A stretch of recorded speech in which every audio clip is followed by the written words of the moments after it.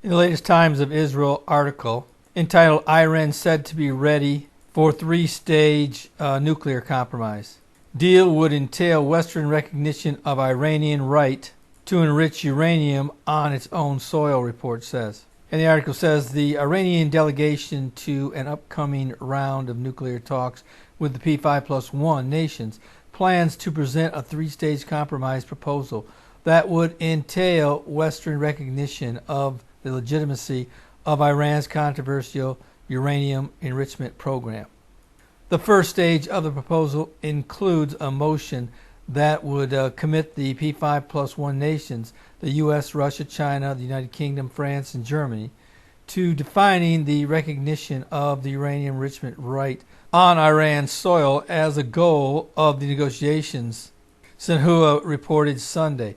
According to the report, which was based on comments by officials cited by Iran's semi-official ISNA news agency, the proposal to be presented this week at negotiations in Geneva would delineate mutual steps. The Iranian officials believe that without any agreement on the first stage, the continuation of negotiations will be very difficult and probably impossible, ISNA reported.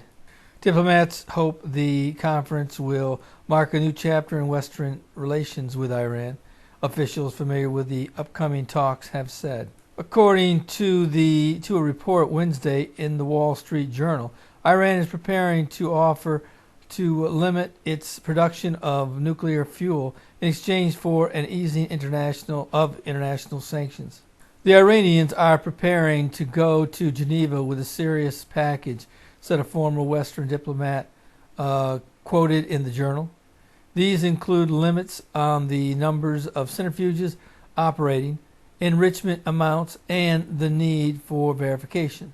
Iran is expected to offer to stop enriching uranium to levels of 20% purity, which international powers consider dangerously close to a weapons-grade capability, agreed to ship its stockpile of nuclear fuel to a third country for storage, open its nuclear facilities to more thorough international inspections, and close the enrichment facility near Qom.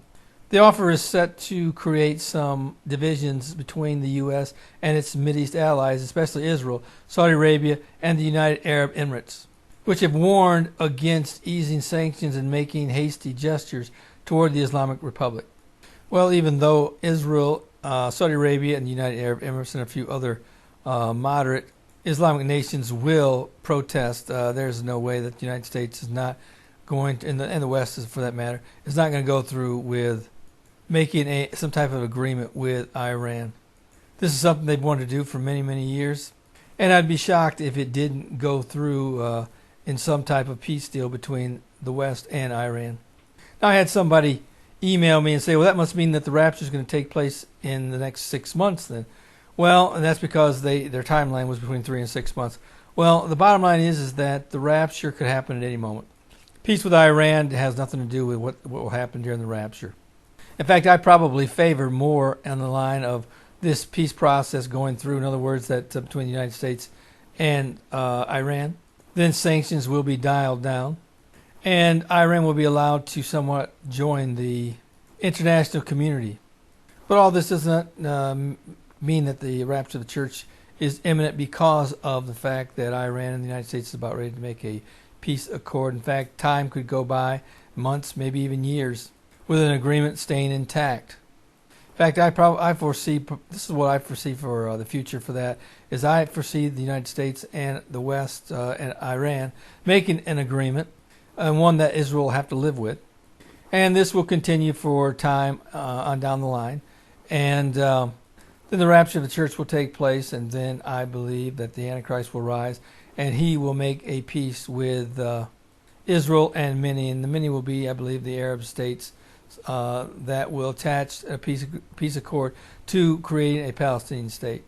So if Israel is going to have peace with the Islamic and Arab world, they will have to create a Palestinian state and eventually give up half of it of Jerusalem, which frankly I don't believe they will ever do. I think that when it comes down to it at the very end, because normally in most all peace accords with Israel, the last crowning jewel is to split Jerusalem right down the middle. I don't believe that Israel will ever, they may agree to it and in time to do it, but I don't believe they'll ever go through with it.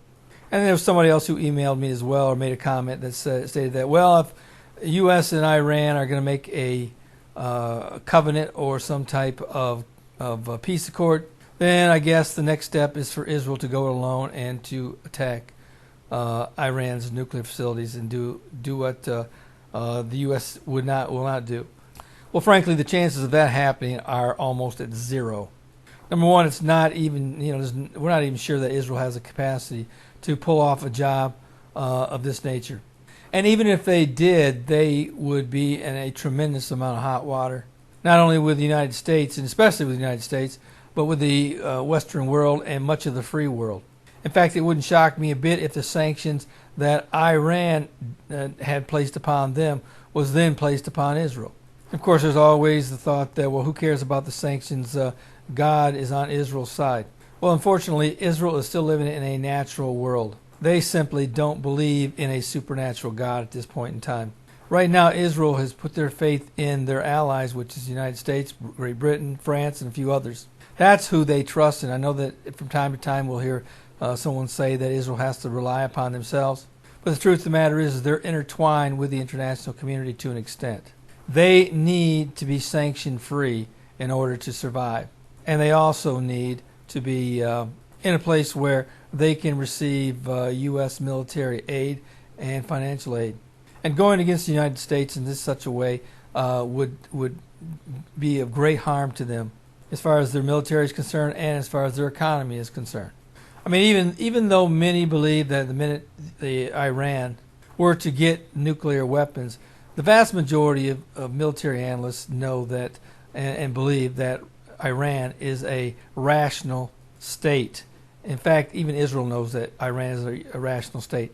They know that Iran is not, even if they only have a couple of nuclear weapons, they're not going to send those 2 nuclear weapons over to Israel to destroy them.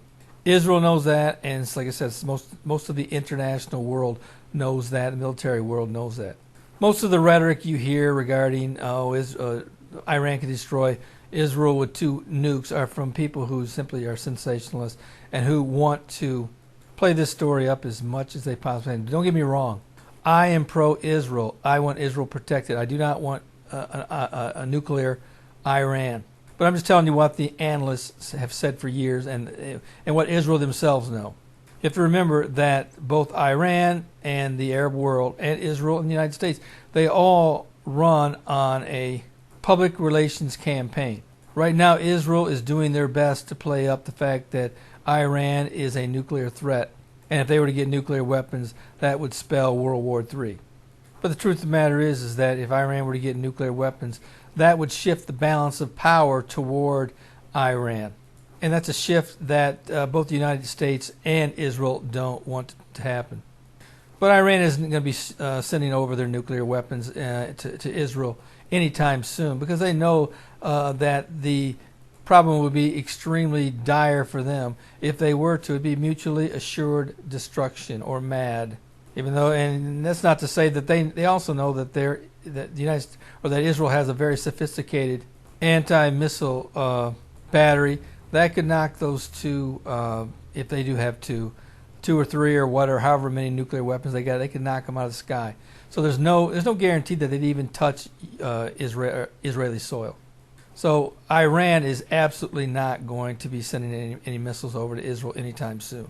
And like I said, I'm not anti-Israel, nor do I want Iran to achieve nuclear status. But if you want the truth of the situation, the bottom line is that Iran is a rational actor. They, no more than Russia, are going to challenge the United States or Israel by firing off nuclear weapons at each other.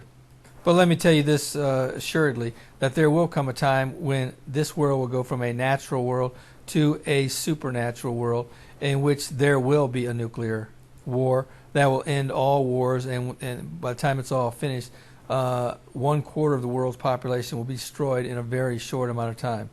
But getting back to the article, it stands right now, it looks like the West is poised to make some type of agreement with Iran that will be phased in and will ease sanctions. And it looks like they will ease Iran back into good graces with the international community, despite what Israel, Saudi Arabia, and the United Arab Emirates think or care. As I've said in other videos, that it's not just Israel that's worried about Iran becoming a nuclear power. Saudi Arabia is just as worried. But these nations will have to learn to live with the secret lies between the West and Iran. Now, in closing, this is what I see for the future. I believe that the U.S. will open up the door to Iran to become part of the international community and will eventually ease sanctions. This will, on paper, make Iran an ally of the United States, who is an ally of Israel's and of Saudi Arabia's and the United Arab Emirates. And I think that it will stick for quite some time. At some point in time, I believe the rapture of the church will take place. Once the rapture of the church takes place and things culminate and calm down, I believe that the Antichrist will rise, and he may very well be the calming factor that causes things to get back to normal. And he will bring about a peace agreement between Israel, the Palestinians, and I believe the nations of the Arab League. And the agreement will be to normalize relations with everyone who's a part of the Arab League and much of the Islamic world. And there will be peace for a short amount of time that will encompass not only the Arab League, but I also believe it will have already included Iran. And we'll see how it comes out in Syria. Syria may even be a player at that point. But as time goes on, it's probably likely that Mr. Assad will gain complete control of Syria, and there may be pockets of resistance on the outer skirts, but I believe that the Syria conflict is pretty much over, or at least on the backside of the battle. And eventually there will probably be a ceasefire or some type of stalemate declared that maybe the rebels will have their own section of Syria, and the Assad regime will rule the rest of it. As I've said many times, not everybody who is president or king or whatever the case may be of a region controls the whole region. That's true for Russia and many other nations who simply may have a firm grip upon the area in which they are nearest to, but in farther reaches of their land, they simply don't have the power there. But I believe that's how this is shaping up, and I just want to say that if you don't know the Lord, you need to make that decision today. Because as I can see, it looks like things are heading toward the direction that I have been teaching for many, many years, and that is that we are heading toward peace. But before that, the rapture of the church is going to take place, then a 7-year peace accord, and then 7-year or sudden destruction. I know there are many in the prophecy world who believe that some type of Psalm 83 war scenario is about to take place, and that the destruction of Damascus is around the corner. And yes, I do believe that these types of scenarios are in the future, but I believe it will be during the tribulation period that much of this will take place. I don't believe it's around the corner as far as in the next few months or even years, unless that stretches into the tribulation period.